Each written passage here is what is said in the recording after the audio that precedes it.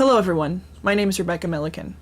I'm here to talk to you today about an issue that, if ignored, has the potential to destroy mankind. It's not global climate change, or terrorism, or a renewed nuclear arms race. Imagine it's a normal day. You haven't listened to the radio or watched the television. It's quiet, unusually quiet. You've come home after a long day at work at school. You're relaxing. Then you hear a distant noise, a kind of scratching and low groan. You go to the window to investigate the sound, only to see the slow, staggering advances of the undead. I'm talking about the possibility of an attack by roving zombie hordes. Some people wouldn't make planning for this a priority, but it is of the utmost importance that I persuade you to be prepared and have a plan in case of zombie attack. There are 4 main points to consider when formulating a zombie plan: location, grouping, supplies, and methods of dispatching. Generally, in terms of location, choose a cold and non-populated area if you can. Zombies don't produce body heat and slow down in the cold. Also, a frozen zombie makes for an easy kill. More precisely, you'll want to be able to fall back on a stronghold that is easily defended. Ideally, you're looking for a place with few doors and windows that can be sealed off with as little effort as possible. You'll want to avoid getting into large open spaces and populated areas. It's hard to defend when you're surrounded on all sides. Those who try to convince you otherwise are people that are known in the prepared community as dinner. The next part of your ideal zombie defense plan is to choose the correct members of your survival group. You'll want to avoid power-hungry, non-team players. You want to make sure you have individuals with technical or mechanical skills who may be tapped to repair equipment or weapons, or who will be useful in constructing and fortifying defenses. You'll also want to have some sort of medical personnel in your group to deal with injuries not caused by zombie bites. Also, let's be honest. It might be handy to have the oblivious fatty in your group. You never know when you might need someone you can outrun when fleeing from an otherwise inescapable group of zombies. Because after all, you don't have to be faster than a mob of zombies, only faster than the slowest member of your group. An easy mark can be the perfect distraction to ensure your survival. Don't listen to those who are overly sentimental about weak or stupid friends. In the end, they'll only cost you your life as well as theirs. Survival of the fittest is not for the slow or the dim-witted. Let's make Darwin proud. The third part of your zombie defense plan has to do with supplies.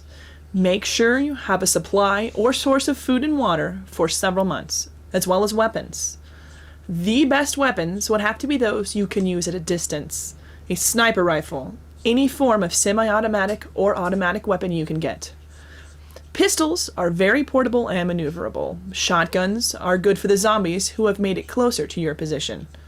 As a last resort, for close-in melee-type weapons, the best would be a long slashing-type sword of the samurai or scimitar variety. Take into consideration the advice from Max Brooks, the author of The Zombie Survival Guide. Blades don't need reloading. Don't risk zombie bites by defending with weapons that require the zombie to be in close quarters with you. Don't be seduced by fire-oriented weapons like Molotov cocktails or flamethrowers. The only thing worse than a group of zombies coming towards you is a group of flaming zombies coming towards you. You must make supplies and weapons part of your zombie plan. Those who fail to gather supplies will be, in all honesty, your first line of defense, referred to by survivors as the buffer zone. The last part of your zombie defense plan is actually knowing how to dispatch the undead. No matter what weapon you use, survival boils down to disabling, detaching, or destroying the zombie brain. Let's keep it simple, folks. A bullet to the head or decapitation will take care of any human zombie issue. In conclusion, ladies and jelly spoons, I cannot urge you strongly enough that you need to be prepared for the zombie attack. Ignore the naysayers. You must have a zombie plan.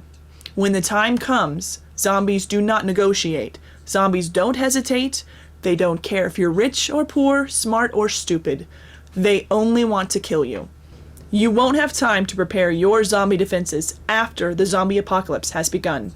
In the words of Sun Tzu, to not prepare is the greatest crime of all. What's your zombie plan? Thank you.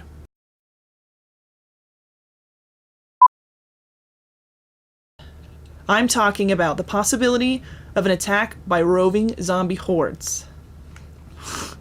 You also have one blah blah blah. Start. You never know when you might need someone you can outrun in. Shut up, dude. Dude! An easy mark could be the difference between your survival and. So close! That close! The best would be a long type. Consideration, the advice of mass. I couldn't say max. Sorry. The only thing worse than the group of zombies coming towards you is a group of. Listen, pick it up with the only thing worse. Is a group of flaming zombie. Nope. Nope. Nope. And nope. Nope. And nope.